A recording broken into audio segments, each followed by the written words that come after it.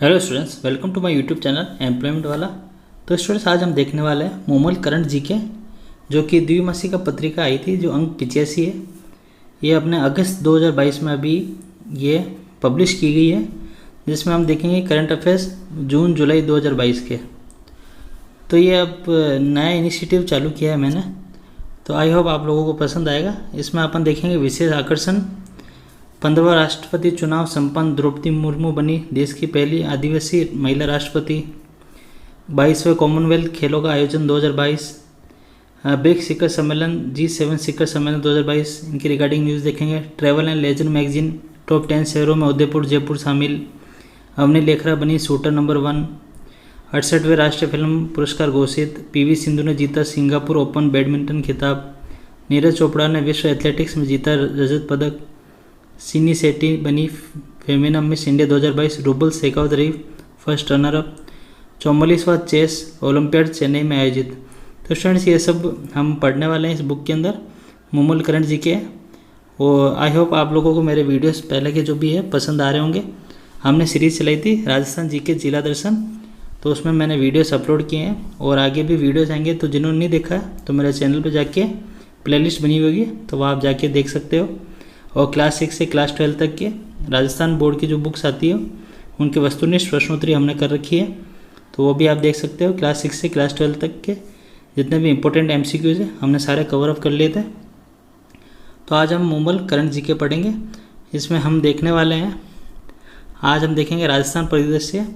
इसमें स्टूडेंट्स हम इस बुक को कंप्लीट करेंगे टोटल 7 पार्ट्स के अंदर, क्योंकि वीडियो लंबा हो जाएगा, तो इसलिए हम पार्ट्स के अंदर डिवाइड करके इसको पढ़ेंगे, ताकि आपके लिए भी बेनिफिशियल रहे और आपका भी टाइम कंज्यूम अच्छे से हो और बोरियत सा महसूस नहीं हो। तो इस बुक में अनुक्रमणिका में क्या क्या दे रखा है, ये दे रखा है कि राजस्थान परिदृश्य, राष्ट्रीय परिदृश्य, अंतर्राष्ट्रीय परिदृश्य, गेम्स एंड स्पोर्ट्स, पुरस्कार एंड सम्मान, आर्थिक गतिविधियाँ, विज्ञान एंड प्रौद्योगिकी और महत्वपूर्ण वस्तुनिष्ठ प्रश्न। तो ये सब हम देखेंगे इस बुक के अंदर। तो आज हम पहले शुरुआत करेंगे राजस्थान परिदृश्य से, तो एंड तक बने रहिएगा स्टूडेंट्स, और चैनल को सब्सक्राइब कर लीजिए, ताकि आगे भी जो वीडियोस है वो आपके एग्ज़ाम के पॉइंट ऑफ व्यू से आने वाले हैं, जो कि बहुत ही महत्वपूर्ण होने वाले हैं। तो आपको ये इस चैनल के माध्यम से आपको मिल जाएंगे। और ज़्यादा से ज़्यादा वीडियो को शेयर कीजिएगा, क्योंकि स्टूडेंट्स बहुत मेहनत लगती है वीडियोज़ के अंदर। तो आई होप आप लोग शेयर करेंगे, और प्लीज़ चैनल को सब्सक्राइब कर लेना, और ज़्यादा से ज़्यादा वीडियो को लाइक कीजिए और शेयर कीजिए। तो अभी जो भी वीडियो देख रहा है प्लीज़ चैनल को सब्सक्राइब कर लेना और लाइक ज़रूर करना वीडियो को। तो आइए शुरू करते हैं। पहले राजस्थान परिदृश्य जुलाई 2022 चर्चित व्यक्तित्व, जिसमें पहला क्वेश्चन ये है, NDA द्वारा उपराष्ट्रपति पद के लिए घोषित किए गए प्रत्याशी श्री जगदीप धनखड़ का संबंध प्रदेश के किस जिले से है? तो श्री जगदीप धनखड़ का संबंध प्रदेश के किस जिले से है? तो इनका संबंध है चिड़ावा झुंझुनू से। और जो श्री जगदीप धनखड़ है, जो हमारे उपराष्ट्रपति बने हैं, ये अपने 14th उपराष्ट्रपति है, 14वें उपराष्ट्रपति बने हैं। और इनका जन्म हुआ था 18 मई 1951 को झुंझुनू के चिड़ावा के पास स्थित किठाना गांव में हुआ था। और किठाना गांव में इनकी प्रारंभिक शिक्षा हुई थी, जो कि सरकारी स्कूल में हुई थी। इससे पूर्व उपराष्ट्रपति दिवंगत भैरव सिंह शेखावत भी शेखावटी के रहने वाले थे। और गौरतलब ये है कि श्री धनखड़ को उपराष्ट्रपति चुने जाने के बाद संसद के दोनों सदनों के संचालन की कमान राजस्थानी के पास होगी, क्योंकि लोकसभा अध्यक्ष ओम बिरला भी कोटा बूंदी सांसद है, और श्री धनखड़ उपराष्ट्रपति चुने जाने के बाद भी राज्यसभा के सभापति होंगे। तो स्टूडेंट्स, ये जो हमारे राजस्थान प्रदेश के जो लोकसभा के अध्यक्ष है वो भी अपने राजस्थान से ही कोटा बूंदी से बिलोंग करते हैं। उनका नाम है ओम बिरला जी। और जो हमारे उपराष्ट्रपति बने श्री जगदीप धनखड़, वो भी राजस्थान से बिलोंग करते हैं, जो कि चिड़ावा झुंझुनू से है। तो लोकसभा अध्यक्ष की कमान ओम बिरला जी के हाथ में, और राज्यसभा की कमान जो कि वाइस प्रेसिडेंट के हाथ में होती है, यानी कि उपराष्ट्रपति, जो कि श्री जगदीप धनखड़ के हाथ में है, जो कि राज्यसभा के सभापति हैं। श्री जगदीप धनखड़ का करियर 1986 में हाईकोर्ट बार एसोसिएशन के अध्यक्ष बनने से शुरू हुआ था। वे सुप्रीम कोर्ट में वरिष्ठ अधिवक्ता भी रहे। 1999 में जनता दल के टिकट पर लोकसभा चुनाव जीता था। ठीक है स्टूडेंट्स, ये 20 जुलाई 2019 को पश्चिम बंगाल का राज्यपाल बनाया गया था। तो ये इससे पहले राष्ट्रपति उपराष्ट्रपति बनने से पहले ये पश्चिम बंगाल के राज्यपाल भी रहे हैं, जो कि 20 जुलाई 2019 को बने थे। और उपराष्ट्रपति का ये कौन सा चुनाव था? उपराष्ट्रपति का ये 16वां चुनाव था और ये अपने 14वें उपराष्ट्रपति रहे, 14th उपराष्ट्रपति। और संविधान का अनुच्छेद 63 से 70 तक उपराष्ट्रपति के बारे में वर्णन करता है। तो अनुच्छेद 63 से 70 तक उपराष्ट्रपति के बारे में वर्णन करता है। ठीक है स्टूडेंट्स, याद रखिएगा, ये इंपॉर्टेंट फैक्ट थे। और देख लेते हैं प्रदेश के राजनेता जो रहे राजनीतिक सिरमौर। जो प्रतिमा देवी सिंह पाटिल ये राष्ट्रपति रह चुके हैं, भैरव सिंह शेखावत उपराष्ट्रपति, ओम बिरला, बलराम जाखड़ लोकसभा अध्यक्ष है, मोहनलाल सुखाड़िया राज्यपाल कर्नाटक, हरिदेव जोशी राज्यपाल असम, शिवचरण माथुर राज्यपाल असम, नवल किशोर शर्मा राज्यपाल गुजरात, कमला बेनीवाल राज्यपाल गुजरात, सुंदर सिंह भंडारी राज्यपाल गुजरात, मोहम्मद आरिफ खान राज्यपाल उत्तर प्रदेश, PL जोशी राज्यपाल उत्तर प्रदेश, VP सिंह राज्यपाल पंजाब, जगन्नाथ पहाड़िया राज्यपाल हरियाणा, जगदीप धनखड़ राज्यपाल पश्चिम बंगाल, और गोविंद सिंह गुर्जर उपराज्यपाल पुडुचेरी, बलराम जाखड़ राज्यपाल मध्य प्रदेश। तो स्टूडेंट्स ये फैक्ट था इसके लिए।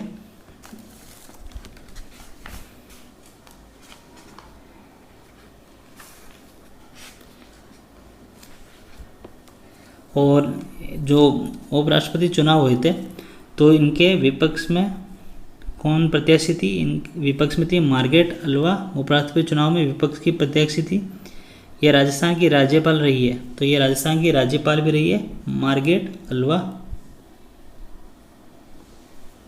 और इसमें प्रदेश में विधायकों की वोट वैल्यू क्या थी? भाजपा 71, कांग्रेस 126, RLP 3।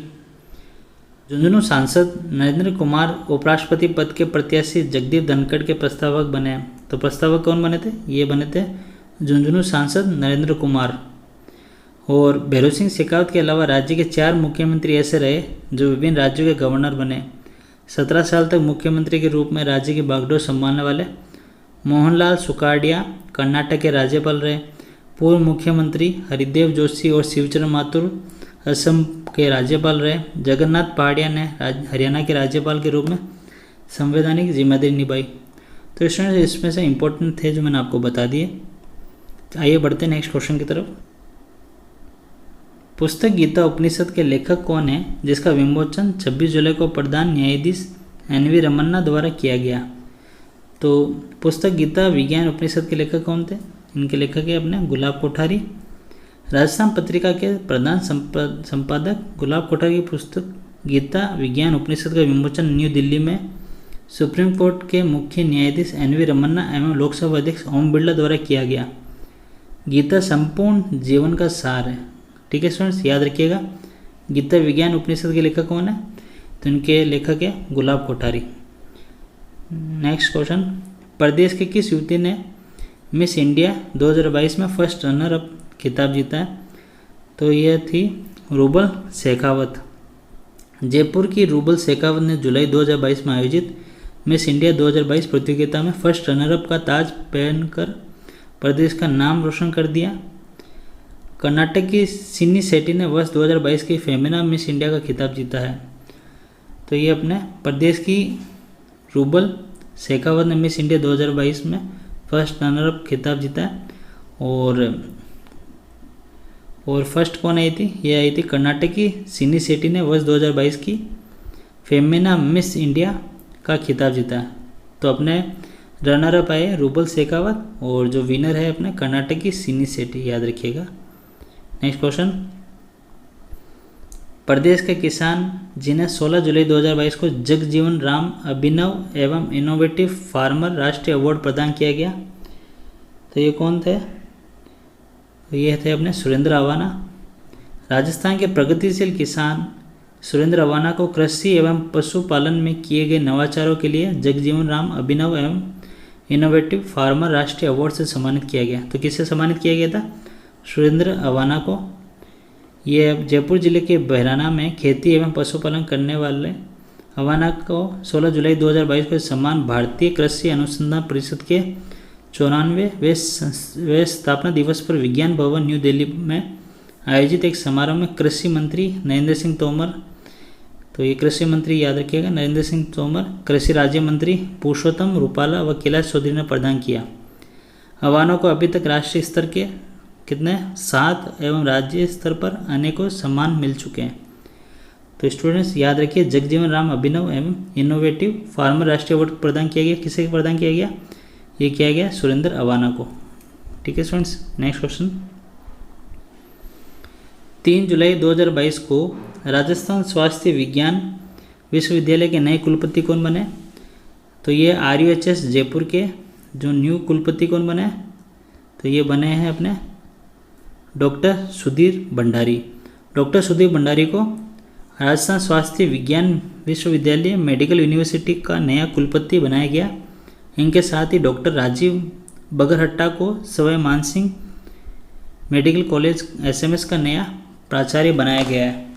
तो स्टूडेंट्स याद रखिएगा जो RUHS है राजस्थान स्वास्थ्य विज्ञान विश्वविद्यालय जो कि जयपुर में है, उनका कुलपति किसे बनाया गया? तो कुलपति बनाया गया डॉक्टर सुधीर भंडारी को। नेक्स्ट क्वेश्चन देखते हैं स्टूडेंट्स। राज्य की पहली IPS अधिकारी जो राज्य में DG स्तर पर पहुंचने के बाद केंद्र सरकार ने भी उन्हें DG का दर्जा दिया है। तो ये महिला IPS अधिकारी कौन है? ये है अपने नीना सिंह, जो कि राज्य की पहली IPS अधिकारी है जो राज्य में DG स्तर पर पहुंचने के बाद केंद्र सरकार में DG का दर्जा प्रदान किया है। तो ये नीना सिंह है और DG का फुल फॉर्म होता है डायरेक्टर जनरल। ठीक है स्टूडेंट्स, याद रखिएगा। नीना सिंह वर्तमान में CISF में ADG है। नीना सिंह वर्तमान में कहा है? ये CISF में ADG है। और नीना सिंह राजस्थान की पहली महिला IPS है जो राज्य में DG स्तर तक पहुंची है। अब केंद्र सरकार ने भी उन्हें DG का दर्जा दे दिया है। इम्पोर्टेंट क्वेश्चन है स्टूडेंट्स, नोट डाउन कर लेना और याद रख लेना। तो नीना सिंह है जो कि DG है केंद्र सरकार में, अब इन्हें दर्जा प्रदान किया गया है।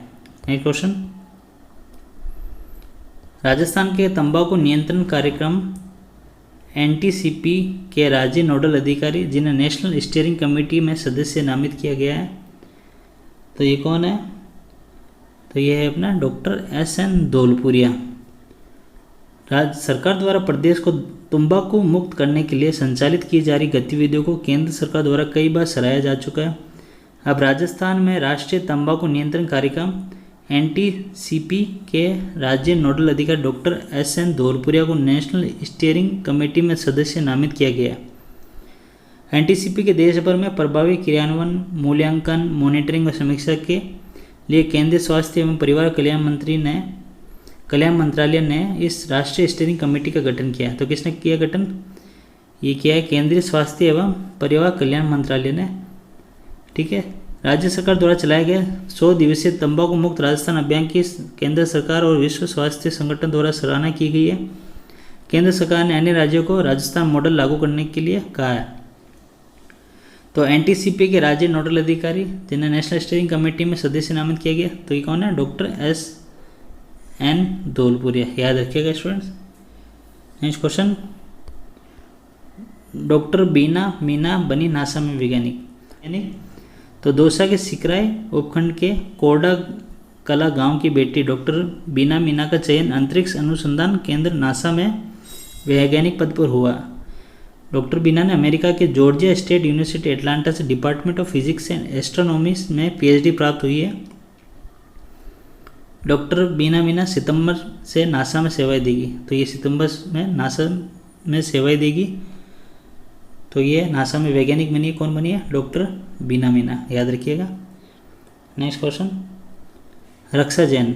तो उदयपुर जिले के सराड़ा ब्लॉक के बलुआ ग्राम पंचायत के उप स्वास्थ्य केंद्र पर कार्यरत ANM रक्षा जैन की PPICUD के अंतर्गत राष्ट्रीय स्तर पर प्रथम स्थान मिला है, जिन्हें राष्ट्रीय स्तर पर सम्मानित किया गया। परिवार कल्याण कार्यक्रम में उदयपुर जिले का सराड़ा ब्लॉक राज्य में दूसरे स्थान पर है। ठीक है, तो स्टूडेंट याद रखिएगा रक्षा जैन। Next question. अभिषेक शर्मा। सिक्कर के मऊ गांव निवासी अभिषेक शर्मा ने लद्दाख स्थित उमलिंग ला पर साइकिल से चढ़ाई पूरी की। तो ये सिक्कर जिले से बिलोंग करते हैं, जिन्होंने उमलिंग ला जो कि एक पास है लद्दाख में, वहाँ पे साइकिल से चढ़ाई पूरी की है। तो याद रखिएगा कौन था वो, ये थे अपने Abhishek Sharma. Next question, Dhanraj Chaudhary.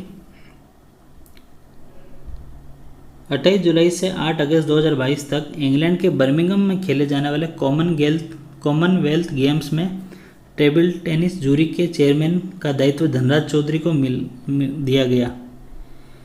Dhanraj Chaudhary Rajasthan table tennis संघ के सचिव और पहले भी इस तरह के आयोजन का नेतृत्व कर चुके हैं।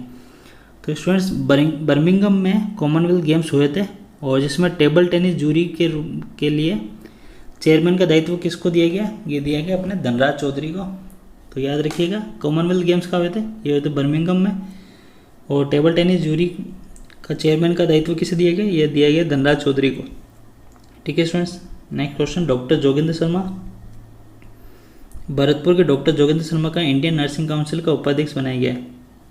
तो इंडियन नर्सिंग काउंसिल का उपाध्यक्ष किसे बनाया गया, ये बनाया गया डॉक्टर जोगेंद्र शर्मा को। ठीक है स्टूडेंट्स। नेक्स्ट क्वेश्चन, मूर्तिकार लक्ष्मण व्यास। हनुमानगढ़ जिले के नौहर कस्बे के निवासी मूर्तिकार लक्ष्मण व्यास ने नए संसद भवन की छत पर लगाए गए अशोक स्तंभ के निर्माण का निर्देशन किया। तो इंपॉर्टेंट क्वेश्चन है स्टूडेंट्स, नोट डाउन कर लीजिएगा। जो मूर्तिकार लक्ष्मण व्यास है ये हनुमानगढ़ जिले से बिलोंग करते हैं और इन्होंने नए संसद भवन की छत पर लगाए गए अशोक स्तंभ के निर्माण का निर्देशन किया। प्रधानमंत्री नरेंद्र मोदी ने 11 जुलाई 2022 को नए संसद भवन की छत पर राष्ट्रीय प्रतीक अशोक स्तंभ का अनावरण किया। तो ये मोदी जी ने 11 जुलाई को नए संसद भवन की छत पर राष्ट्रीय प्रतीक अशोक स्तंभ का अनावरण किया था। यह अशोक स्तंभ 6.5 मीटर ऊंचा है और 16,000 किलोग्राम का है और ये उच्च शुद्धता वाले कांस्य से बना है। तो कांस्य से ये बना हुआ है और मूर्तिकार लक्ष्मण व्यास इससे पूर्व भी अनेकों स्थापत्यों का निर्माण कर देश विदेश में ख्याति प्राप्त कर चुके हैं। तो वेरी वेरी इंपॉर्टेंट क्वेश्चन है, याद रखिएगा मूर्तिकार लक्ष्मण व्यास। Next question, Kanika Tekriwal. झुंझुनू के उदयपुर वाटी स्थित बड़ा गांव की रहने वाली 33 वर्षीय कनिका टेकड़ीवाल देश की सबसे कम उम्र की अमीर महिला बनी है। तो ये देश की सबसे कम उम्र की अमीर महिला बनी है। कौन बनी है, ये कनिका टेकड़ीवाल जो झुंझुनू के उदयपुर वाटी स्थित बड़गांव की रहने वाली है। कनिका की कंपनी का क्या नाम है, कंपनी का नाम है जेट सेट गो। उनकी संपत्ति कितनी है, 420 करोड़ है। तो याद रखिएगा स्टूडेंट्स, जेट सेट गो किसकी कंपनी है, ये अपना कनिका टेकड़ीवाल की है जो सबसे कम उम्र की अमीर महिला बनी है और जिनकी संपत्ति कितनी है, 420 करोड़। नेक्स्ट क्वेश्चन, चेतन चौधरी। केंद्रीय गृह एवं सहकारिता मंत्री अमित शाह ने दिल्ली में अजमेर सहकारी भूमि विकास बैंक के चेयरमैन चेतन चौधरी को उनकी विशेष सेवाओं के लिए सम्मानित किया। National cooperative agricultural and rural development banks federation Mumbai की ओर से दिल्ली में हुई कॉन्फ्रेंस के दौरान केंद्रीय अमित शाह ने राजस्थान के एकमात्र सबसे युवा चेयरमैन चौधरी समेत देश भर के दो अन्य चेयरमैनों को भी सम्मानित किया। तो ये अपने जो चेतन चौधरी है जो कि अजमेर सहकारी भूमि विकास बैंक के चेयरमैन है। तो ये अपन को बस ये याद रखना है कि अजमेर सहकारी भूमि विकास बैंक के चेयरमैन कौन है, ये है अपने चेतन चौधरी। ठीक है स्टूडेंट्स। नेक्स्ट क्वेश्चन, अर्पित सिंह परमार। धौलपुर के अर्पित सिंह परमार ने अफ्रीका महाद्वीप की सबसे ऊंची चोटी माउंट किलीमंजारो पर फतेह हासिल की। अर्पित ने तंजानिया की उहुरु पीक ऊंचाई 19,341 फीट पर तिरंगा फहराया। तो याद रखिएगा अर्पित सिंह परमार ने अफ्रीका महाद्वीप की सबसे ऊंची चोटी माउंट किलीमंजारो पर फतेह हासिल की है। ठीक है, अब बात करते हैं स्टूडेंट चर्चित स्थान की। तो चर्चित स्थान की बात कर लेते हैं। तो क्वेश्चन देखते हैं इसका। 30 से 31 जुलाई 2022 को प्रदेश की शीर्ष न्यायपालिका की पूर्ण पीठ की 2 दिवसीय बैठक का आयोजित की गई। तो 31 जुलाई 2022 को प्रदेश की शीर्ष न्यायपालिका की पूर्ण पीठ की 2 दिवसीय बैठक का आयोजित की गई। ये आयोजित की गई थी अपने मंडावा झुंझुनू में। जयपुर जोधपुर के बाद लंबे अरसे बाद शीर्ष न्यायपालिका की पूर्ण पीठ की बैठक मंडावा झुंझुनू में आयोजित की गई। तो इसमें मुख्य न्यायाधीश एस शिंदे ने भी भाग लिया। तो मुख्य न्यायाधीश कौन है हमारे राजस्थान हाईकोर्ट के, ये अपने एस शिंदे है। और 2 दिवसीय बैठक आयोजित की गई थी शीर्ष न्यायपालिका की, ये आयोजित की गई थी मंडावा झुंझुनू में। ठीक है, याद रखिएगा। नेक्स्ट क्वेश्चन, केंद्रीय शिक्षा मंत्रालय द्वारा 15 जुलाई 2022 को जारी की गई NIRF national institutional ranking framework 2022 में राज्य के कौन से संस्थान टॉप 100 में शामिल है? केंद्रीय शिक्षा मंत्रालय द्वारा, तो ये केंद्रीय शिक्षा मंत्रालय द्वारा आयोजित की जाती है NIRF रैंकिंग यानी नेशनल इंस्टीट्यूशनल रैंकिंग फ्रेमवर्क। तो इसमें राज्य के कौन से संस्थान टॉप 100 में शामिल है? तो अपने 4 संस्थान टॉप 100 में शामिल है। कौन कौन से हैं? बिट्स पिलानी, तो इसकी रैंक 32 है। एम्स जोधपुर 86वीं रैंक है। वनस्थली विद्यापीठ 87वीं रैंक। और MNIT जयपुर 91 91वीं रैंक। तो याद रखिएगा NIRF जो रैंकिंग है ये अपने केंद्रीय शिक्षा मंत्रालय द्वारा जारी की जाती है। तो अपने 4 संस्थान हैं जो कि राजस्थान प्रदेश के हैं, जो कि NIRF रैंकिंग में टॉप 100 में शामिल है। ठीक है स्टूडेंट्स, नेक्स्ट क्वेश्चन देखते हैं। नीति आयोग द्वारा 21 जुलाई 2022 को जारी की गई राज्यों की इनोवेशन इंडेक्स में राजस्थान प्रदेश का कौन सा स्थान रहा है?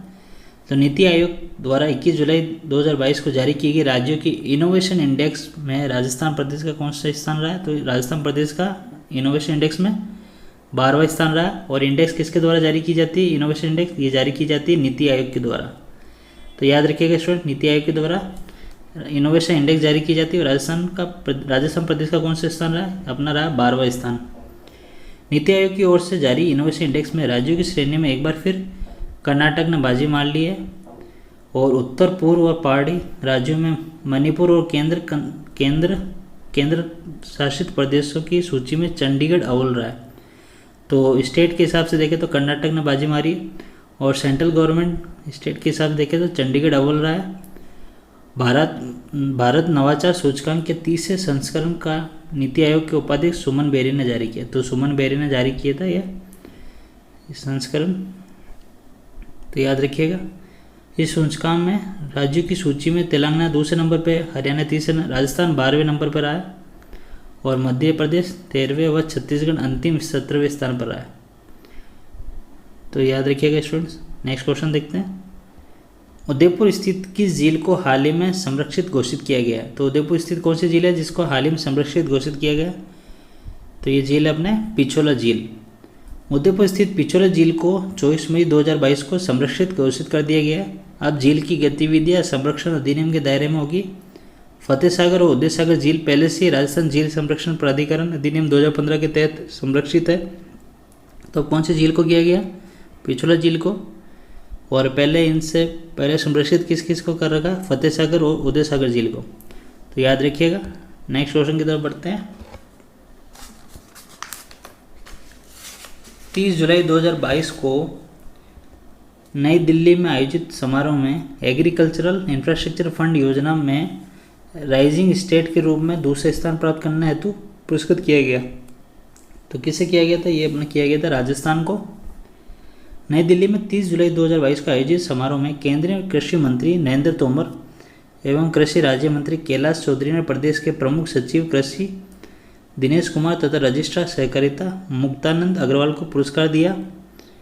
एग्रीकल्चर इंफ्रास्ट्रक्चर फंड योजना में राइजिंग स्टेट के रूप में दूसरा स्थान प्राप्त करने पर प्रदेश को सम्मान मिला। और किसके द्वारा दिया गया? ये दिया गया अपने केंद्रीय कृषि मंत्री नरेंद्र तोमर व कृषि राज्य मंत्री कैलाश चौधरी, ठीक है, उनके द्वारा। नेक्स्ट क्वेश्चन देखते हैं। प्रधानमंत्री नरेंद्र मोदी ने 30 जुलाई 2022 को NTPC की ओर से प्रदेश में स्थापित होने जा रहे किस सोलर प्रोजेक्ट का वर्चुअल शिलान्यास किया है? प्रधानमंत्री नरेंद्र मोदी ने 30 जुलाई 2022 को NTPC की ओर से प्रदेश में स्थापित होने जा रहे किस सोलर प्रोजेक्ट का वर्चुअल शिलान्यास किया है? तो ये क्या है? नोक जैसलमेर में ये प्रोजेक्ट सोलर प्रोजेक्ट होने वाला है स्थापित। जिले के अंतिम छोर एवं जैसलमेर, बीकानेर व जोधपुर जिले की त्रिवेणी पर स्थित नोक गांव में NTPC की ओर से स्थापित किए जा रहे 735 मेगावाट, तो कितने मेगावाट है? 735 मेगावाट सोलर प्रोजेक्ट का 30 जुलाई 2022 को प्रधानमंत्री नरेंद्र मोदी ने वर्चुअल शिलान्यास किया है। उन्होंने कहा है कि देश के ग्रीन एनर्जी की दिशा में कार्य ग्रीन फ्यूचर के लिए अहम कदम है। ग्रीन एनर्जी से पूरे देश का लाभ मिलेगा। और मोदी जी ने यह भी कहा है कि देश में नए नए सोलर प्रोजेक्ट स्थापित हो रहे हैं जो 21वीं सदी में नए भारत, नए लक्ष्यों और नए सफलताओं के प्रतीक है। आज़ादी की 75वीं वर्षगांठ के दौरान आगामी 25 वर्षों के विजन को लेकर कार्य शुरू किया है, जिसमें ऊर्जा के क्षेत्र को मजबूत करना प्राथमिकता है। तो आज़ादी की 75वीं वर्षगांठ के दौरान आगामी 25 वर्ष के विजन को लेकर कार्य शुरू किया गया है। ठीक है, तो याद रखिएगा। नेक्स्ट क्वेश्चन, हाल ही में भारतीय सेना द्वारा कहाँ पर सीमा और तटीय सुरक्षा के पहलुओं पर सुरक्षा मंथन 2022 का आयोजन किया गया है? हाल ही में भारतीय सेना द्वारा कहाँ पर सीमा और तटीय सुरक्षा के पहलुओं पर सुरक्षा मंथन 2022 का आयोजन किया गया है? तो ये कहाँ आयोजन किया गया? ये किया गया जोधपुर। 2 जुलाई 2022 को भारतीय सेना के डेजर्ट कोर ने जोधपुर राजस्थान में सीमा और तटीय सुरक्षा के पहलुओं पर सुरक्षा मंथन 2022 का आयोजन किया है। नेक्स्ट क्वेश्चन स्टूडेंट, शिक्षा मंत्रालय की परफॉर्मेंस ग्रेडिंग इंडेक्स 2019-20 में लर्निंग आउटकम्स एंड क्वालिटी में कौन सा राज्य शीर्ष पर रहा? शिक्षा मंत्रालय की परफॉर्मेंस ग्रेडिंग इंडेक्स 2019-20 में लर्निंग आउटकम्स एंड क्वालिटी में कौन सा राज्य शीर्ष पर रहा? तो राजस्थान राज्य शीर्ष पर रहा। और ये शिक्षा मंत्रालय द्वारा जारी की जाती है परफॉर्मेंस ग्रेडिंग इंडेक्स। केंद्रीय शिक्षा मंत्रालय ने 27 जून 2022 को स्कूल शिक्षा और साक्षरता विभाग के तहत 2018-19 और 19-20 के लिए PGID रिपोर्ट जारी की। जिला आधारित स्कूल परफॉर्मेंस ग्रेडिंग इंडेक्स के तहत एक इंडेक्स बनाकर जिला स्तर पर स्कूल शिक्षा प्रणाली के प्रदर्शन के व्यापक विश्लेषण के आधार पर मूल्यांकन किया गया है।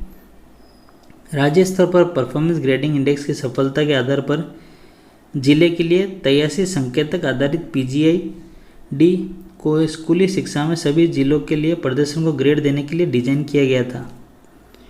PGID 2019-20 की रिपोर्ट के अनुसार लर्निंग आउटकम्स एंड क्वालिटी में राजस्थान 180 में 168 अंक के साथ शीर्ष पर है। वहीं चंडीगढ़ और कर्नाटक 169 अंकों के साथ दूसरे स्थान पर है, जबकि झारखंड 156 अंकों के साथ शीर्ष 4 में शामिल है। स्कूली शिक्षा तक पहुंच के मामले में पंजाब और केरल 80 में से 79 अंकों के साथ आगे है, जबकि 77 अंकों के साथ चंडीगढ़ और हिमाचल प्रदेश शीर्ष 4 में है। तो ये आंकड़े हैं स्टूडेंट्स, आप देख लेना एक बार वीडियो पॉज करके। नेक्स्ट क्वेश्चन की तरफ बढ़ते हैं। प्रदेश के किस बांध पर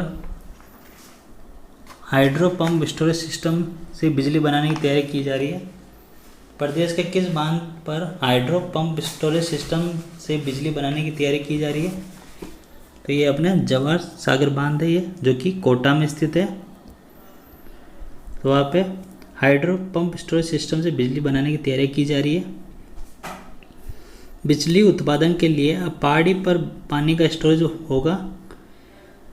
कोटा के समय जवाहर सागर बांध से सटी पहाड़ी को इसके लिए चिन्हित किया गया। यह स्टोरेज टैंक बनेगा। पहले बांध से यह पानी एकत्रित करेंगे और ज़रूरत के आधार पर पानी को नीचे लाकर टरबाइन के जरिए बिजली उत्पादन किया जाएगा। जहाँ 200 मेगावाट क्षमता का पंप स्टोरेज प्लांट बनाने की तैयारी चल रही है। इससे एक दिन में अधिकतम 16 लाख यूनिट सस्ती बिजली मिलेगी। तो स्टूडेंट्स, ये बता रखा है कि कैसे ये पानी को स्टोर करेंगे और उससे टरबाइन रोटेट होगा तो आपकी बिजली उत्पादन होगी, जो कि इसलिए बोला हाइड्रो पंप स्टोरेज सिस्टम। और ये बांध का नाम पूछा तो जवाहर सागर बांध है, जो कि कोटा में स्थित है। और राजस्थान में ऐसा पहला प्रोजेक्ट होगा। राज्य सरकार इसके कमान राज्य विद्युत उत्पादन निगम को दे रही है। तो इसके कमान किसको दी जा रही है? ये दी जा रही है राजस्थान विद्युत उत्पादन निगम को दी जा रही है। और ये प्रोजेक्ट निर्माण की समय सीमा कितनी है? 3 साल होगी। तो समय सीमा कितनी निर्धारित की गई इसकी 3 साल निर्धारित की गई है। तो आप देख लेना स्टूडेंट्स, इम्पोर्टेंट क्वेश्चन है। नेक्स्ट क्वेश्चन की तरफ बढ़ते हैं। सीकर के किस स्थान पर निर्माणाधीन सैन्य अकादमी में अगले वर्ष से प्रवेश प्रक्रिया प्रारंभ होने जा रही है? तो ये सीकर के रलावता सीकर में निर्माणाधीन सैन्य अकादमी में अगले वर्ष से प्रवेश प्रक्रिया प्रारंभ होने जा रही है। तो कहा रलावता सीकर में। पलसला इलाके के रलावता गांव में निर्माणाधीन महाराव शेखा सैन्य अकादमी के दूसरे चरण का काम शुरू करने की RSRDC ने तैयारी कर ली है। दूसरे चरण में लगभग 12 करोड़ की लागत से खेल मैदान, पूल, ट्रैक, चारदीवारी सहित अन्य सुविधा डेवलप की जाएगी। इसके लिए RSRDC की ओर से जल्द निविदा जारी की जाएगी। दरअसल केंद्र सरकार की ओर से अगले साल से सैन्य अकादमी में प्रवेश देने का रोडमैप तय किया गया है। सैन्य अकादमी के लिए एक संचालक समिति का भी गठन किए जाने की संभावना है। इसके बाद यह 100 विद्यार्थियों को प्रवेश देने का रोडमैप तय हो सकेगा। इधर निर्माण एजेंसी ने 2023 अप्रैल तक काम को पूरा करने की आस जताई है, तो 2023 तक काम पूरा होने की आस जताई जा रही है। तो स्टूडेंट्स याद रखिएगा इसको। Next question, observation research foundation की ओर से जुलाई 2022 में जारी किए गए प्राइमरी व सेकेंडरी एजुकेशन के आंकलन के लिए performance infrastructure and equality PII index 2020-21 में राजस्थान प्रदेश का कौन सा स्थान रहा है? तो ये राजस्थान प्रदेश का इसका 13वां स्थान रहा है। और ऑब्जर्वेशन रिसर्च फाउंडेशन की ओर से PII इंडेक्स में ओवरऑल प्रदर्शन में पंजाब शीर्ष पर रहा है, तो पंजाब फर्स्ट नंबर पर रहा है और राजस्थान रहा अपना 13वें स्थान पे। गणित व अंग्रेजी सीखने में राजस्थान व पंजाब के स्टूडेंट आगे रहे हैं। और इससे पूर्व 2016-17 स्कूल एजुकेशन क्वालिटी इंडेक्स के माध्यम से शिक्षा के विभिन्न मापदंडों पर आकलन किया जाता था, जिसके स्थान पर अब PII आया है। राजस्थान 8वें स्थान से 13वें स्थान पर पहुंच गया है। केंद्र शासित प्रदेश में लक्षद्वीप 6ठे स्थान पर पहुंच गया। तो राजस्थान पहले 8वें स्थान पे था, जबकि वो 13वें स्थान पे पहुंच गया है। और पहले जो इंडेक्स होती थी SEQI इंडेक्स होती थी, अब उसको रिप्लेस कर दिया है PII इंडेक्स ने। तो याद रखिएगा। तो ये राजस्थान अपने 13वें स्थान पे पहुंच गया। और सबसे शीर्ष स्थान पे कौन है? ये अपना पंजाब रहा है शीर्ष स्थान पे। और केंद्र शासित प्रदेश में लक्षद्वीप 6वें स्थान से प्रथम स्थान पे पहुंच गया। तो लक्षद्वीप फर्स्ट स्थान पे है केंद्र शासित प्रदेश में। और स्टेट की वाइज देखें तो पंजाब शीर्ष स्थान पर आया। ठीक है स्टूडेंट्स, नेक्स्ट क्वेश्चन देखते हैं। 27 जुलाई 2022 को नई दिल्ली में आयोजित राष्ट्रीय परिवार नियोजन सम्मेलन में केंद्रीय स्वास्थ्य राज्य मंत्री ने परिवार नियोजन सेवाओं का द्वितीय पुरस्कार किस राज्य को प्रदान किया? 27 जुलाई 2022 को नई दिल्ली में आयोजित राष्ट्रीय परिवार नियोजन सम्मेलन में केंद्रीय स्वास्थ्य राज्य मंत्री ने परिवार नियोजन सेवाओं का द्वितीय पुरस्कार किस राज्य को प्रदान किया? तो ये प्रदान किया है द्वितीय पुरस्कार अपने राजस्थान को। और चिकित्सा एवं स्वास्थ्य विभाग द्वारा परिवार कल्याण कार्यक्रम के तहत प्रदेश में महिलाओं के लिए परिवार नियोजन साधन अंतरा गर्भ निरोधक इंजेक्शन की सुलभ सेवाएं सुनिश्चित करने की उपलब्धियों के लिए प्रदेश को राष्ट्रीय स्तर पर द्वितीय पुरस्कार से पुरस्कृत किया गया। तो स्टूडेंट्स, इसमें एक क्वेश्चन है कि हमारे जो केंद्रीय स्वास्थ्य राज्य मंत्री कौन है? तो बताना है कमेंट सेक्शन में केंद्रीय स्वास्थ्य राज्य मंत्री कौन है। और हमारे केंद्रीय स्वास्थ्य मंत्री कौन है? तो ये सभी जानते हैं केंद्रीय स्वास्थ्य मंत्री अपने मनसुख मंडाविया। तो केंद्रीय स्वास्थ्य मंत्री कौन है? मनसुख मंडाविया। तो कमेंट सेक्शन में बताना है कि जो केंद्रीय स्वास्थ्य राज्य मंत्री कौन है। तो आप इसका आंसर देना कमेंट सेक्शन में कि केंद्रीय स्वास्थ्य राज्य मंत्री कौन है। नेक्स्ट क्वेश्चन देखते हैं। 20 जुलाई 2022 को प्रदेश की पहली वर्चुअल कोर्ट ई कोर्ट का उद्घाटन कर कोर्ट की पहली ई कोर्ट बनाया गया। तो ये कौन सी प्रदेश की पहली वर्चुअल ई कोर्ट का उद्घाटन कर कोर्ट को पहली ई कोर्ट बनाया गया? तो ये है अपना मोबाइल मजिस्ट्रेट क्रम 2 जिला जयपुर। तो ये राजस्थान हाईकोर्ट के मुख्य न्यायाधीश SS शिंदे ने 20 जुलाई 2022 को प्रदेश के पहले वर्चुअल कोर्ट का शुभारंभ किया। इससे अब चालान पेश होने से लेकर निस्तारण तक की पूरी प्रक्रिया ऑनलाइन हो जाएगी। और वर्चुअल कोर्ट के शुभारंभ से अब जयपुर कमिश्नर क्षेत्र में ऑनलाइन चालान के निस्तारण के लिए लोगों को लंबी प्रक्रिया में नहीं गुजरना पड़ेगा। अब ये चालान सीधे कोर्ट में पेश होंगे। वर्चुअल कोर्ट इनका ऑनलाइन ही निस्तारण कर जुर्माना तय करेगी। वाहन चालक और मालिक को कोर्ट का आदेश मैसेज के जरिए मिल जाएगा। तो मैसेज के जरिए वाहन चालक और मालिक को कोर्ट का आदेश मिल जाएगा। इस व्यवस्था के तहत जुर्माना भी ऑनलाइन जमा हो सकेगा। जिले के मोबाइल मजिस्ट्रेट क्रम 2 को वर्चुअल कोर्ट का जिम्मा सौंपा गया। तो किसे सौंपा गया? मोबाइल मजिस्ट्रेट क्रम 2 को वर्चुअल कोर्ट का जिम्मा सौंपा गया है। तो स्टूडेंट याद रखिएगा। नेक्स्ट क्वेश्चन देखते हैं। 20 जुलाई 2022 को प्रदेश का पहला और देश का तीसरा महिला वित्तीय संस्थान स्थापित करने के लिए किस परिषद ने स्त्री निधि तेलंगाना के साथ एमओयू पर समझौता हस्ताक्षर किया? तो ये अपने राजस्थान ग्रामीण आजीविका परिषद। तो प्रदेश का पहला और देश का तीसरा महिला, तो ये प्रदेश का पहला हो गया और देश का तीसरा महिला वित्तीय संस्थान स्थापित करने के लिए 25 जुलाई 2022 को ग्रामीण विकास एवं पंचायती राज मंत्री रमेश चंद मीना की उपस्थिति में राजस्थान ग्रामीण आजीविका विकास परिषद एवं स्त्री निधि तेलंगाना के मध्य एक महत्वपूर्ण एमओयू पर हस्ताक्षर किए गए। उल्लेखनीय है कि मुख्यमंत्री अशोक गहलोत द्वारा वर्ष 2022-23 के बजट में महिलाओं द्वारा संचालित बैंक स्थापित किए जाने के संबंध में घोषणा की गई थी। राज्य में राजस्थान महिला निधि की स्थापना तेलंगाना राज्य में सफलतापूर्वक संचालित स्त्री निधि मॉडल की तर्ज पर की जा रही है। तो याद रखिएगा इसको, कुछ इंपॉर्टेंट पॉइंट इसमें यह है। महिला निधि की स्थापना के बाद राजीविका के स्वयं सहायता समूह की महिलाओं के लिए आर्थिक सशक्तिकरण को बल मिलेगा और उन्हें अपने उद्यम के लिए ऋण प्राप्त करने में सहूलियत होगी। बैंकों में लंबित ऋण आवेदनों की संख्या में भी कमी आएगी। इस निधि का संचालन एसएचजी की महिलाओं के लिए किया जाएगा। राजस्थान महिला निधि औपचारिक बैंकों के लिए एक पूरक वित्तीय संस्थान के रूप में कार्य करेगी। तो ये प्रथम वर्ष में 6 जिलों से शुरुआत की जाएगी। तो ये 6 जिले कौन से हैं? करौली, अलवर, कोटा, डूंगरपुर, राजसमंद, जोधपुर से इनकी शुरुआत की जा रही है। और वित्तीय व्यवस्था देख लेते हैं। राजस्थान महिला निधि की स्थापना के लिए राज्य सरकार द्वारा 2 वर्ष में कुल 50 करोड़ रुपए, प्रथम वर्ष में 25 करोड़ का अनुदान दिया जाएगा एवं भारत सरकार से 110 करोड़ रुपए के अनुदान हेतु प्रस्ताव केंद्र सरकार को प्रेषित किए गए हैं। ठीक है स्टूडेंट्स, आप पढ़ लेना एक बार। नेक्स्ट क्वेश्चन, 18वें राष्ट्रीय स्काउट गाइड जम्बूरी का आयोजन 4 से 10 जनवरी 2023 को प्रदेश के किस स्थान पर किया जाएगा? इंपॉर्टेंट क्वेश्चन है। 18वीं राष्ट्रीय स्काउट गाइड जम्बूरी का आयोजन 4 से 10 जनवरी 2023 को प्रदेश के किस स्थान पर किया जाएगा? तो ये अपने रोहित पाली में किया जाएगा।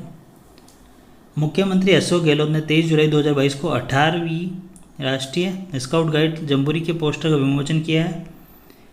जम्बूरी 4 से 10 जनवरी 2023 तक पाली जिले के रोहित में आयोजित होगी।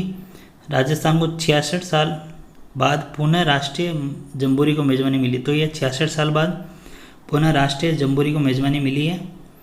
इस 7 दिवसीय जम्बूरी में स्टेट द्वारा pioneering project, adventure valley, global village development, integration games, march past, colour party, लोक नृत्य, शारीरिक प्रदर्शन, राज्य दिवस प्रदर्शनी, बैंड प्रदर्शन, रॉक क्लाइंबिंग, पैरासेलिंग एवं वाटर एक्टिविटी जैसी कई प्रतियोगिताओं का आयोजन किया गया है। मुख्यमंत्री ने इसमें बजट 2022-23 में जम्बूरी के आयोजन के लिए 25 करोड़ की घोषणा की थी। कितने? 25 करोड़ की घोषणा की थी। और जम्बूरी में 1500 विदेशी सहभागियों सहित लगभग 35,000 स्काउट और गाइड शामिल होंगे। कितने? 35,000 स्काउट और गाइड शामिल होंगे और 1500 विदेशी सहभागियों सहित। नेक्स्ट क्वेश्चन, प्रदेश के किस स्थान पर राष्ट्रीय स्तर का फॉरेंसिक साइंस संस्थान खोला जाएगा? तो ये अपने जोधपुर में खोला जाएगा। नेक्स्ट क्वेश्चन देखते हैं स्टूडेंट्स। 18वीं all India legal service authority meet का आयोजन 16-17 जुलाई 2022 को कहाँ किया गया था? 18वीं all India legal service authority meet का आयोजन 16-17 जुलाई 2022 को कहाँ किया गया था? तो इसका किया गया था मीट का आयोजन जयपुर में किया गया था। 16 जुलाई 2022 को जयपुर के सीतापुरा स्थित JECC में 18वीं अखिल भारतीय विधिक सेवा सम्मेलन का शुभारंभ सुप्रीम कोर्ट के मुख्य न्यायाधीश NV रमन्ना ने किया। इस अवसर पर केंद्रीय कानून मंत्री किरेन रिजिजू, राजस्थान उच्च न्यायालय के मुख्य न्यायाधीश SS शिंदे तथा राष्ट्रीय विधिक सेवा प्राधिकरण नालसा के कार्यकारी अध्यक्ष वरिष्ठ न्यायाधीश UU ललित और मुख्यमंत्री अशोक गहलोत भी शामिल थे। आइए बढ़ते हैं, नेक्स्ट क्वेश्चन देखते हैं। 6 जुलाई 2022 को माइक्रोसॉफ्ट की MSN साइट पर जारी शोल्डर सीजन के लिए एशिया के टॉप शेयरों में पहले स्थान पर रहा। तो ये 6 जुलाई 2022 को माइक्रोसॉफ्ट की MSN साइट पर जारी की गई थी। शोल्डर सीजन के लिए एशिया के टॉप शेयरों में पहले स्थान पर कौन रहा है? ये रहा अपना उदयपुर। माइक्रोसॉफ्ट की अमेज़न साइट पर जारी सूची में उदयपुर को शोल्डर सीजन के लिए एशिया की टॉप सिटी बताया गया। तो ये एशिया की टॉप सिटी किसे बताया गया? ये अपने उदयपुर को बताया गया है। इसमें एशिया के 7 और शहर भी शामिल है, जिनमें से एक राजधानी जयपुर भी है। सूची में जहाँ उदयपुर शीर्ष स्थान पर है, तो वही जयपुर का नंबर 4 है। भारत के तीसरे शहर के रूप में केरल का कोची भी सूची में 6ठे स्थान पर है। लेक सिटी उदयपुर को दुनिया के खूबसूरत शहरों में शामिल किया जा चुका है। ये बेस्ट वेडिंग डेस्टिनेशन है। तो बेस्ट वेडिंग डेस्टिनेशन का है, ये अपने लेक सिटी उदयपुर में है, तो इसको बेस्ट वेडिंग डेस्टिनेशन माना गया है। हाल ही ट्रेवलर्स ने इसे सबसे सेफ सिटी भी माना है। लेकिन अब उदयपुर की ख्याति में एक तमगा और जुड़ गया है। एशिया के शीर्ष 8 शहर कौन कौन से हैं? उदयपुर है पहले नंबर पे, और जयपुर अपना है 4थे नंबर पे। बाकी 2nd नंबर पे अपना Jakarta Indonesia, Seoul 3rd number पे दक्षिण कोरिया में है, टोक्यो जापान 5वें नंबर पे है, 4थे नंबर पे अपना जयपुर हो गया। कोची भारत का ये 6ठे नंबर पे है। ताइपे ताइवान में है 7 नंबर पे। ओसाका जापान में है 8वें नंबर पे। शोल्डर सीजन वर्ष का वह समय होता है। तो शोल्डर सीजन क्या होता है स्टूडेंट? तो शोल्डर सीजन वह समय होता है जब पर्यटन ना बहुत पीक पर होता है, ना ही बहुत कम होता है। अमूमन सितंबर माह में ऐसा होता है जब पर्यटन सीजन शुरू होने वाला होता है, तब सीजन को शोल्डर सीजन कहा जाता है। इस सीजन में ट्रेवल करने के लिए एशिया के उदयपुर को पहली पसंद बताया गया है। उदयपुर को हाल ही में सबसे सुरक्षित पर्यटन स्थल भी माना गया है। ठीक है स्टूडेंट, तो याद रखिएगा। नेक्स्ट क्वेश्चन देखते हैं। 13 जुलाई 2022 को खनन क्षेत्र में प्रदेश को राष्ट्रीय स्तर के पुरस्कार से सम्मानित किया गया। अप्रदान खनिज के लिए प्रदेश को किस वरीयता का पुरस्कार मिला है? 13 जुलाई 2022 को खनन क्षेत्र में प्रदेश को राष्ट्रीय स्तर के पुरस्कार से सम्मानित किया गया। अप्रदान खनिज के लिए प्रदेश को किस वरीयता का पुरस्कार मिला है? तो ये हमने दूसरा पुरस्कार मिला है। Next question. 14 जुलाई 2022 को जारी हुए ट्रैवल एंड लेजर मैगजीन 2022 के सर्वे के परिणाम स्वरूप दुनिया के टॉप 10 शहरों में भारत के कौन कौन से 2 शहर शामिल किए गए? तो अपने 2 शहर कौन से शामिल किए गए ट्रैवल एंड लेजर मैगजीन के सर्वे के परिणाम स्वरूप? टॉप 10 में अपने जयपुर एवं उदयपुर, ये दोनों शहर आते हैं। उदयपुर शहर का नाम दुनिया के 10 बेहतरीन शहरों की सूची में शामिल किया गया है।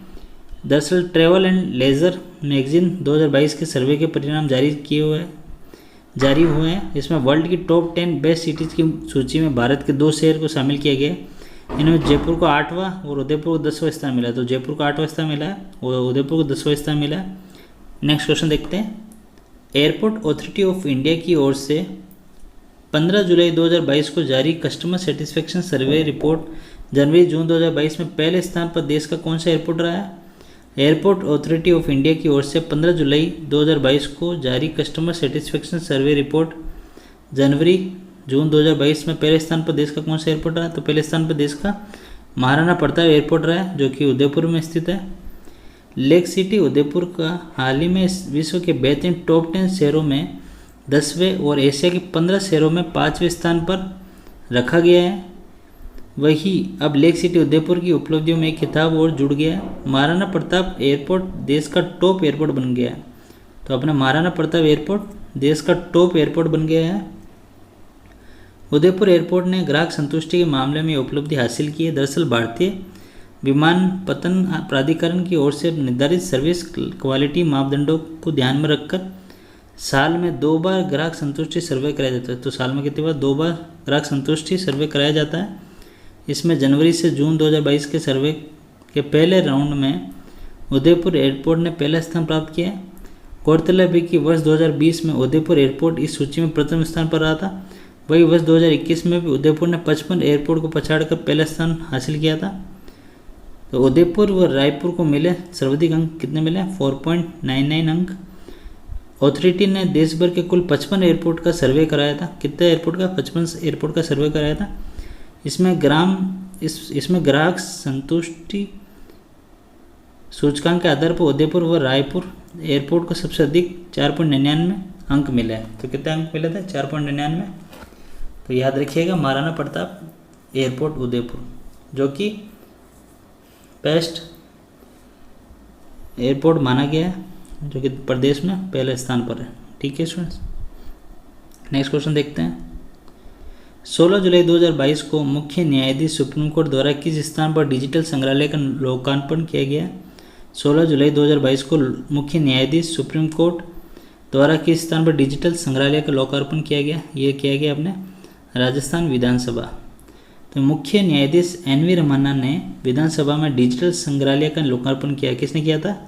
मुख्य न्यायाधीश जो कि NV रमन्ना है, उन्होंने विधानसभा में डिजिटल संग्रहालय का लोकार्पण किया था। मुख्यमंत्री अशोक गहलोत ने अपने तीसरे कार्यकाल के पहले बजट भाषण में 29 जुलाई 2019 को विधानसभा में आधुनिक डिजिटल म्यूजियम बनाने की घोषणा की थी। विधानसभा भवन के ऊपरी व निचली भूतल में स्थित 21,000 वर्ग फीट में यह विशाल संग्रहालय बनाया गया है। संग्रहालय में वर्तमान राजस्थान व उसकी संरचना, राज्य के निर्माण में सहभागी रहे नेताओं और निर्माताओं के योगदान को देख सकेंगे और ये कलात्मक और आधुनिकता के पर्याय इस संग्रहालय में विधानसभा की कार्यप्रणाली और विभिन्न प्रक्रियाएं, मुख्यमंत्री, विधानसभा अध्यक्ष, निर्वाचन क्षेत्र और विधायकों के बारे में जानकारी भी है। डिजिटल म्यूजियम में 40 से अधिक इंस्टॉलेशन और विभिन्न टेक्नोलॉजी से सुसज्जित होगा। तो स्टूडेंट्स याद रखिएगा। नेक्स्ट क्वेश्चन देख लेते हैं।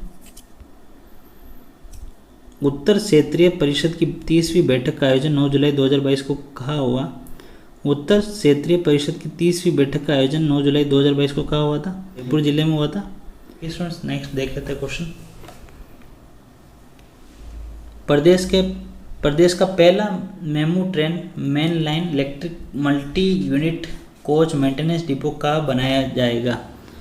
तो प्रदेश का पहला मेमू ट्रेन यानी MEMU mean main line electric multi unit coach maintain depot कहाँ बनाया जाएगा? ये बनाया जाएगा अपने भट्टो की गली railway station, Jaipur rings rail मार्ग। तो प्रदेश में 2 वर्ष के अंदर सभी ट्रेन मेमू ट्रेन का रूप ले लेगी। इसकी शुरुआत सबसे पहले जयपुर से होगी।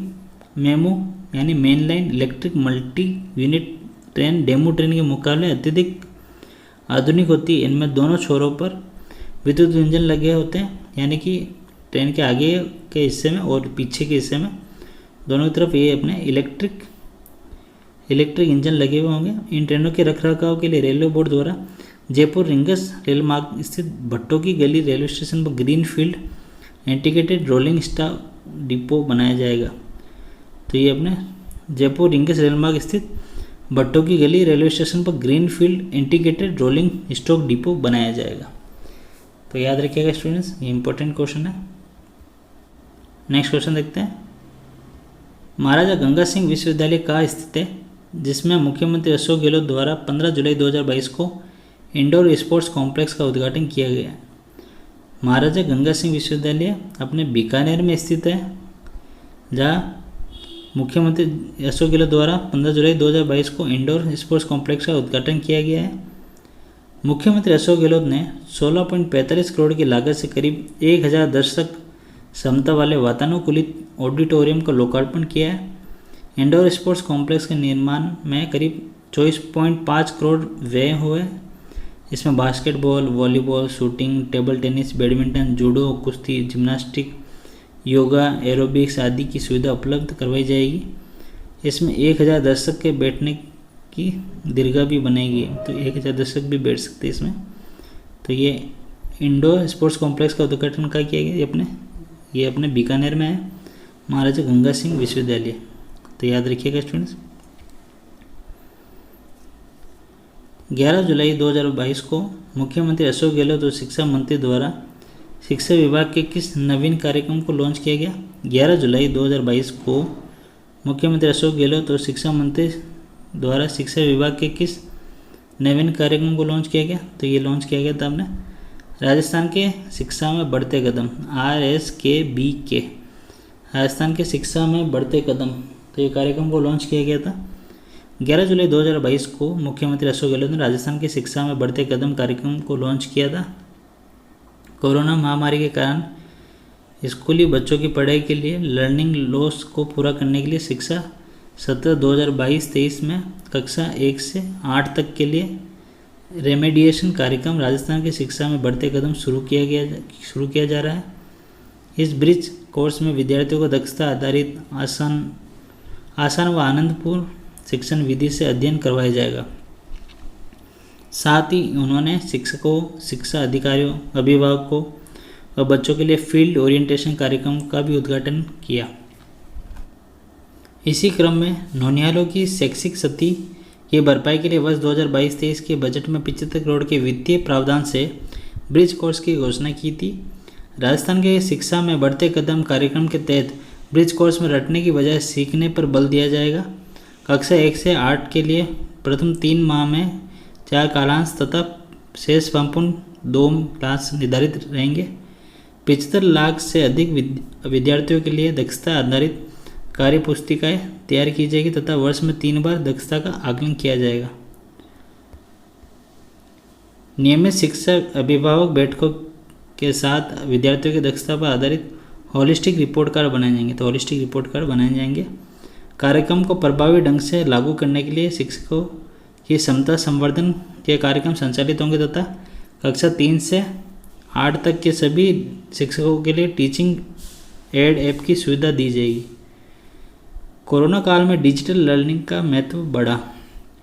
कोरोना महामारी के दौरान लॉकडाउन और शिक्षण संस्थानों के बंद रहने के चलते राज्य सरकार ने डिजिटल माध्यमों से पढ़ाई पर फोकस किया। मुख्यमंत्री अशोक गहलोत ने ब्रिज कोर्स लॉन्च करने के अवसर पर कहा कि ये राज्य सरकार अभी भी डिजिटल शिक्षा को बढ़ावा देने के लिए प्रयासरत है। इस क्रम में सभी राजकीय और कस्तूरबा गांधी आवासीय विद्यालयों में स्मार्ट टीवी, सेटअप बॉक्स और इंटरनेट सुविधा दी जा रही है। कोरोना काल में शिक्षण में आई बाधा के कारण विद्यार्थियों की दक्षताओं को ध्यान में रखकर कई प्रयास किए गए। आओ घर में सीखे 2.0 के तहत घर पर रहकर विभिन्न डिजिटल प्लेटफॉर्म तथा टीवी और रेडियो आदि के माध्यम से शैक्षिक गतिविधियाँ जारी रखी गई। 2.0 देख लेना, आओ घर में सीखे 2.0, स्माइल 3.0, ई शिक्षा, शिक्षा दर्शन, शिक्षा वाणी एवं हवामेल आदि के तहत कक्षा 1 से 12 तक के विद्यार्थियों को डिजिटल अध्ययन सामग्री के साथ ही गृह कार्य दिया गया तथा अध्ययन की निरंतरता को बनाए रखा गया। अंग्रेजी भाषा में दक्षता विकसित करने तथा गरीब विद्यार्थियों को अंग्रेजी माध्यम से पढ़ाई करवाने के लिए फ्लैगशिप योजना के तहत महात्मा गांधी राजकीय विद्यालय अंग्रेजी माध्यम प्रारंभ किए गए थे। आमजन के रुझान को देखते हुए 1206 महात्मा गांधी अंग्रेजी माध्यमिक विद्यालय खोले जा चुके हैं। कुल 4229 राजकीय माध्यमिक विद्यालय को उच्च माध्यमिक विद्यालय में अपग्रेड किया गया। 162 नए राजकीय प्राथमिक विद्यालय खोले गए, है ना। थ्योरेटिकल चीज़ें काफ़ी सारी है इसमें, तो इसलिए थोड़ा बहुत ही वीडियो बड़ा हो गया। नेक्स्ट क्वेश्चन, वर्ष 2020-21 रबी की फसलों के आंकड़े जारी। रबी की बुआई अक्टूबर नवंबर होने के बाद मार्च अप्रैल में कटाई होती है। जून जुलाई में इसकी उत्पादकता के आंकड़े तैयार कर लिए जाते हैं। प्रमुख फसलें कौन सी है रबी की? गेहूँ, जौ, चना, मसूर, तारामीरा, राई व सरसों है। राजस्थान में वर्ष 2021-22 के रबी सीजन के दौरान 71.39 लाख टन सरसों का उत्पादन हुआ है। ये प्रदेश में अब तक का सर्वाधिक रिकॉर्ड सरसों उत्पादन है। कितना हुआ है? 71.39 टन। राज्य में सरसों के क्षेत्रफल में रबी वर्ष 2021-22 में 15 लाख हेक्टेयर की वृद्धि हुई है। कितनी हुई है? 15 लाख हेक्टेयर की वृद्धि हुई है। कुल 41.59 लाख हेक्टेयर क्षेत्रफल में सरसों बोई गई है। अलवर, श्रीगंगानगर, हनुमानगढ़, जालौर, टोंक, जयपुर, झुंझुनू, नागौर तथा बीकानेर आदि जिलों में सरसों के बोए क्षेत्रफल में 50,000 से लेकर 1.5 लाख हेक्टेयर तक की वृद्धि हुई। कृषि आयुक्त श्री कानाराम के अनुसार वर्ष 2021 के खरीफ सीजन में 163.88 लाख हेक्टेयर क्षेत्रफल में बुआई की लक्ष्य की तुलना में कुल बुआई क्षेत्रफल 160.99 लाख हेक्टेयर अनुमानित किया गया है। रबी सीजन में बुआई का लक्ष्य 100.80 लाख हेक्टेयर था, जबकि बुआई 112.80 लाख हेक्टेयर में हुई, जो गत वर्ष की तुलना में 12.5 लाख हेक्टेयर अधिक है। तो याद रखिएगा। नेक्स्ट क्वेश्चन देखते हैं स्टूडेंट्स। प्रदेश की पहली पैरा खेल अकादमी कहाँ स्थापित की जा रही है? प्रदेश की पहली पैरा खेल अकादमी कहाँ स्थापित की जा रही है? तो ये अपने जोधपुर में स्थापित की जा रही है। प्रदेश की पहली आवासीय पैरा खेल अकादमी जोधपुर में बनेगी। इसमें दिव्यांग खिलाड़ियों को रहने ठहरने की सुविधाओं के साथ प्रतिमा दिखाने का अवसर मिलेगा ओलंपिक सहित अन्य राष्ट्रीय अंतर्राष्ट्रीय स्तर की प्रतियोगिताओं में प्रदर्शन कर मेडल जीतने वाले राजस्थान के खिलाड़ियों को योग्य प्रशिक्षकों से प्रशिक्षण मिलेगा। इस अकादमी में तैयार होने वाले प्रदेश के पैरा खिलाड़ियों के ओलंपिक तक जाने व मेडल लाने की उम्मीदें जागेगी। प्रदेश का एकमात्र सरकारी शारीरिक शिक्षा महाविद्यालय भी जोधपुर में ही है, जहाँ आवासीय खेल विद्यालय खेलने की स्वीकृति जारी की गई है। और आवासीय पैरा खेल अकादमी में सभी श्रेणियों के दिव्यांग को प्रशिक्षण दिया जाएगा, जिनमें दृष्टिहीन, शारीरिक रूप से विकलांग, मूक बधिर व मानसिक विमंदित शामिल है। इन खिलाड़ियों को यहाँ वर्ष पर्यंत प्रशिक्षण दिया जाएगा। 21 जुलाई 2022 को मुख्यमंत्री ने पैरा अकादमी के लिए 14.14 करोड़ रुपए का बजट राशि स्वीकृत की है। यह अकादमी राज्य के शारीरिक शिक्षा महाविद्यालय परिसर में ही संचालित होगी। तो स्टूडेंट्स याद रखिएगा, ये पहली पैरा खेल अकादमी का स्थापित की जा रही है, ये अपने जोधपुर जिले में स्थापित की जा रही है। नेक्स्ट क्वेश्चन देखते हैं। प्रदेश के 10 जिलों में बनेंगे 11 नए खेल स्टेडियम। राज्य में बजट में विभिन्न जिलों में स्टेडियम बनाने की घोषणा की गई थी। अब 10 जिलों में 11 खेल स्टेडियम के निर्माण को मंजूरी दी गई है। इस कार्य के लिए 16.5 करोड़ रुपए का प्रस्ताव का अनुमोदन किया गया है।